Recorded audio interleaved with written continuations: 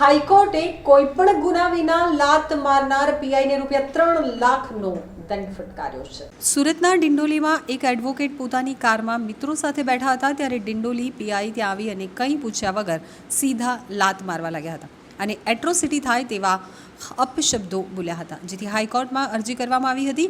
હાઈકોર્ટે કોઈ ગુના વગર નિર્દોષ વ્યક્તિને લાત મારનારા પીઆઈને ₹3 લાખનો દંડ ફટકાર્યો હતો।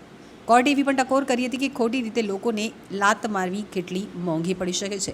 પીઆઈને આજીવન યાદ રહેવું જોઈએ, ભવિષ્યમાં પણ તેણે કોઈ માણસ ઉપર હાથ કે પગ ઉપાડતા પહેલાં દંડ યાદ રહેશે। પોલીસ ભલે દબાણમાં કામ કરે છે, પરંતુ તેનો મતલબ સત્તાનો દુરુપયોગ કરવાની છૂટ નથી। પીઆઈએ ન્યાયતંત્ર વિશે જાહેરમાં અશોભનીય શબ્દો કહ્યા હોવાની રજૂઆત થતાં કોર્ટે ટકોર કરી હતી।